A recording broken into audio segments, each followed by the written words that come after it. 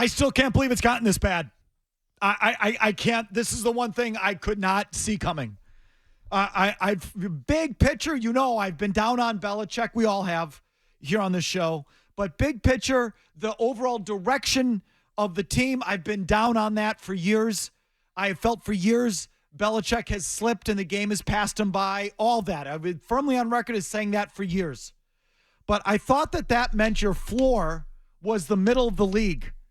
That your floor was still taking care of business against bad teams and just losing to those that are better than you, and that all just results in 7, 8, 9 wins, and that's where you were going to be until Belichick just petered out and got the record and moved on. Or, I thought the floor was that. I never thought you would truly be this. Do you appreciate how bad the Commanders are?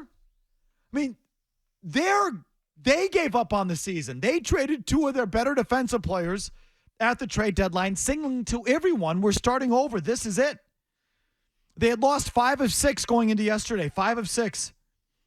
They were 31st in the league in points allowed, 29th in yards allowed, 29th in passing yards allowed, dead last in touchdown passes allowed, 31st in quarterback rating allowed. On the road, the week they basically waved the white flag and gave up on the season. And they pretty much kicked your ass. You were lucky to be in the game. If not for just insane bad end zone interception by Sam Howell, who was otherwise good, or you made look good. But, if it wasn't for that incredible end zone interception, and an incredible roughing the passer call on the Commanders, this isn't a game. It's not a game. And a stupid fumble, too. Well, that was a good play by Tavai. I'm not going to put that on my list. Okay. If that's what you're referring to. No, but they lose like 28-14. If just not for, again, the Tavai thing was just a really good defensive play. That was a football play. The end zone interception. Oh, it's as bad as it gets. On a day where he was good. And that just ludicrous roughing the passer call. There's 10 points right there. It's a 10-point swing. It's not a game. It's not a game. They outgained you by over 100 yards. They held the ball for 14 more minutes than you. 35 minutes. They held the ball 36, whatever it was. 36 to whatever it was. 36 to 24. It was 37 to 23. Yeah, right. In terms of first downs, it was 23-18. They outgained you by 105 yards. On third down, they were 9 of 17. You were 3 of 12. You got your ass kicked by the worst team in the league just about who's quit. I never thought it would get like that. And I've been saying that now for a couple weeks. I never thought it would be like this. I can't believe it's like this, but it's like this. They won the turnover battle and lost the game. I didn't even think of that. I got to specify that. Again, the Washington, I was going to say, I almost called them the Redskins. I'm sorry. That was the case in Miami last week, too. Didn't they win the turnover battle and they got their asses kicked in that game? It's astonishing. Again, just further evidence. If Washington takes care of the football and just does a couple of things, they win the game to going away. It's crazy. 2 critical turnovers. They stink. They're on the road. They just traded their 2 best players, and they kind of kicked your ass. They kicked your ass up and down the field. I think they kicked your ass up and down the field. It was a miracle you were still in it. A miracle you had the ball with the chance to tie or go ahead at the end. And I never thought it would get this bad. I thought you were destined for a floor that was in the middle of the league. Even as soon as last week, I was saying there's still a path back to 7 wins and sort of face saving, that sort of thing. Take care of business. It would be just like them, I said, to put together some wins in the second half of the year when you don't even need them.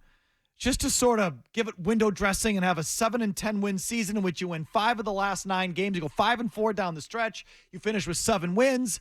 And it's just enough to say, oh, maybe they're on to something. Or just when you look back, 5 years later and say, well, you see, they never really bottomed out because they're the Patriots.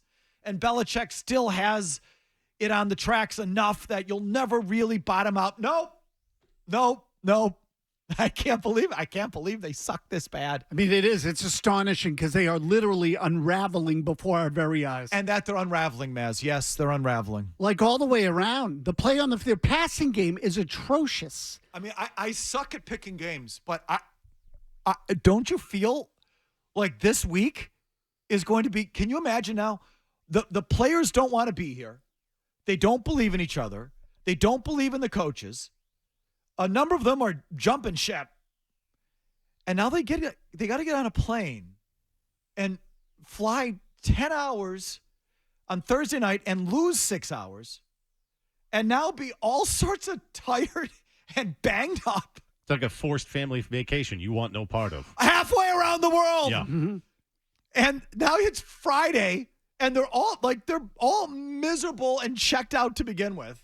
Now they're half in the bag just because of their – and now you have a game. I mean, they're going to get smoked. It feels that way. Hammer the Colts. Don't you feel that? Yes, it feels that way. But again, who the hell knows? And right? then Who knows? what's that flight back going to be? Against the wind. I just can't. I can't fathom how bad it's going to be. Like I can't fathom. If they couldn't put it together last week at home against a team that's not good, that has given up themselves, and they're quite literally out to lunch, what's it going to be after that trip?